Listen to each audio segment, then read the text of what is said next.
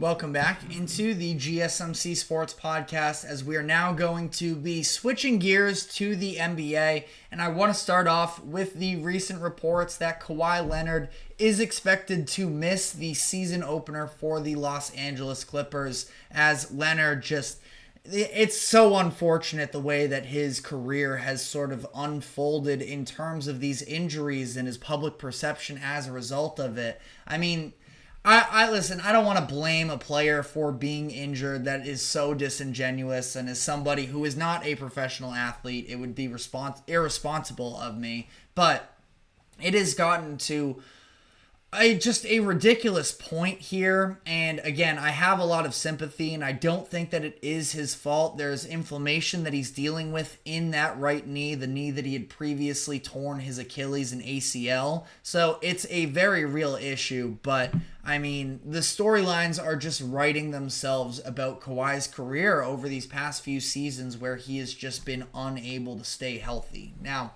this is all as a result of some of the things that Tyronn Lue spoke about to the media. Both CBS Sports and ESPN have been reporting on this. And it sounds like Lue has a starting lineup ready to go for the season opener on October 23rd against the Suns that does not include Kawhi Leonard in the scenario that he isn't able to play. And even if he does play, which again, not expected to, but that kind of leads me to think maybe he would be coming off of the bench and they do a little bit of, load management to some degree early on in the season with him. We'll see. The lineup that CBS Sports at least reported on was that it would be James Harden, Norman Powell, Terrence Mann, Derrick Jones Jr., and Ivica Zubac, which is a situation. I mean, it's a fine roster, I suppose, but this is where I don't really understand what the Clippers are really searching for at this point.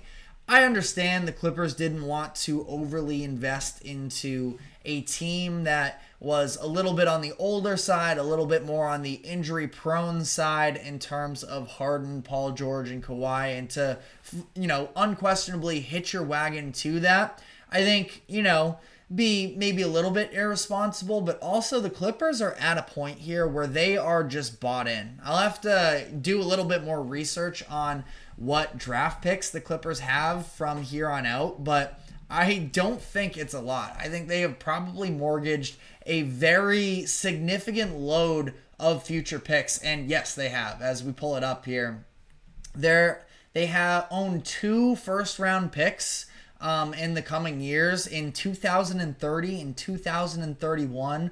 All of their other first-round picks have been traded along the way. The Paul George deal. I don't think that they actually gave up a first-rounder for James Harden. I could be mistaken on that. But, I mean, they have just mortgaged their entire future into this current core that was Kawhi Leonard and Paul George. And at some point, you are just doing a little bit of a disservice to yourself if you're going to continue to invest into a core in Paul George and Kawhi. That has yet to work.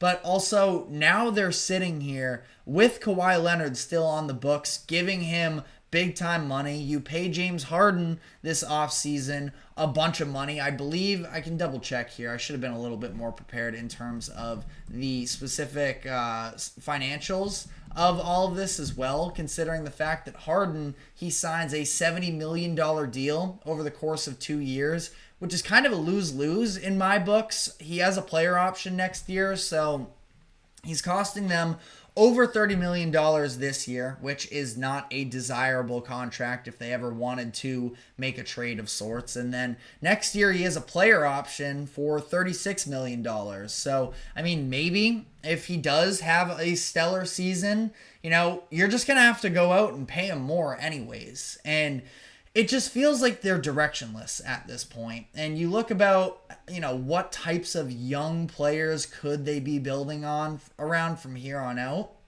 I don't really have an answer for you. I mean, Bones Highland is good for, some highlights every here and there, and he can be an entertaining scorer, but I don't think that he's a franchise centerpiece. There are a lot of people that seem to love Cam Christie, who the team drafted in this past year's draft. Truthfully, I can't say I'm super familiar with Cam Christie, but You know, I mean, either way, you're talking about a second round pick that maybe he could be a good player for you. Maybe he could be somebody that could stick around for a long time from here, but there's nothing to build around really at this current point with the Clippers. And I just don't understand why, if you're going to let Paul George walk, you are going to continue to pretend that you are for real. And that's kind of what it is at this point, is just pretending. I mean, the Clippers internally feel like, you have Kawhi making comments about how they feel like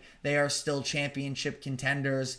I just really don't see that being the case, especially in the Western Conference, where there are so many teams that are better than them in the now and in the future. Where the Clippers, I get that there is this underlying idea of they just moved into a new arena. They're in LA. They're trying to sort of win over fans from, Lakers lore on the other side of town. But, I mean, I don't know if a 35-year-old James Harden is able to do that, and a building block in Kawhi Leonard, who is hardly available. And I don't know. I guess we'll circle this back around to Kawhi, because the reality of the situation is Kawhi, when we did see him actually healthy years ago now at this point, but when you talk about early on in the bubble and those playoffs, and it was those 2 years against the Mavericks, I mean, Kawhi was doing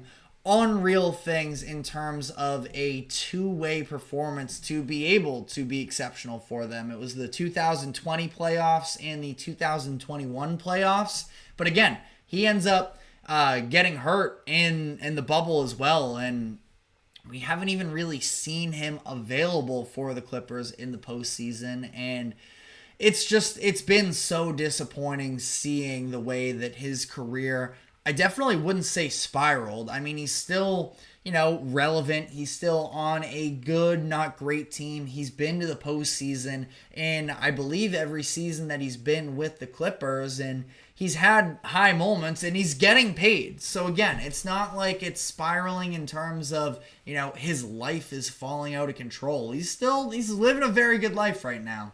And he's still a very good basketball player that is capable of a lot. It's just a matter of what we're actually getting on the court just has not been to the caliber of what we were expecting for years to come, especially coming off of that special run that he had with Toronto in 2019. And you can argue about, whether or not the Raptors would have won if the Warriors weren't injured. I would probably not even argue you. I would say that, yes, you are right. The Raptors would not have won that finals if it weren't for the injuries to Kevin Durant and Klay Thompson. I feel pretty comfortable saying that.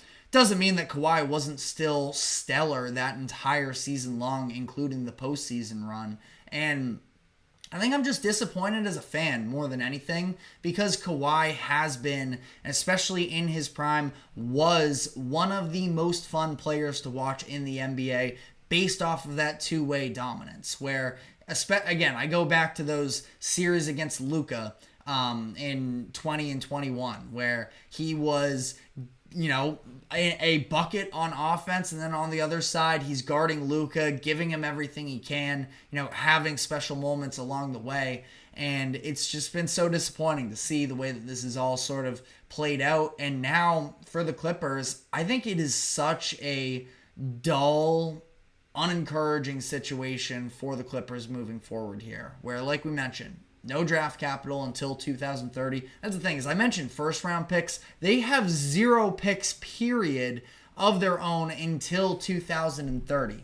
And at that point, I mean, I kind of have to imagine that Kawhi Leonard will be long gone, James Harden will be long gone, and what are the Clippers actually going to have on their roster in terms of, playing competitive basketball? They have Ty Lue at least on the sideline, which is a plus for them.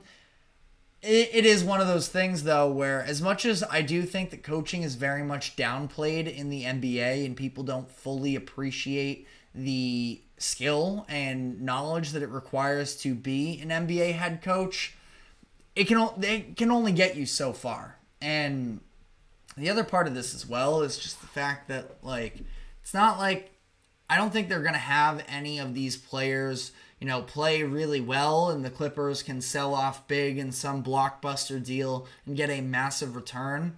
I would have to imagine the market on Kawhi Leonard is very timid. Same with James Harden. And outside of that, I mean, you don't have even really a B-list player on your roster. I like Norman Powell. Like, there are championship competitive teams that, Norman Powell honestly might be worth a late first-round pick. Zubats as well is, a pretty good player, but I don't know. And maybe I'm disrespecting Terrence Mann as well now that I'm thinking this out loud as well in terms of not really a building block. I mean, the issue is Terrence Mann is 27 at this point. So, I do really like his game, and he's been the younger player on this Clippers team that's been able to step up for them. He's not a young player, though, at this point either. So, I don't know.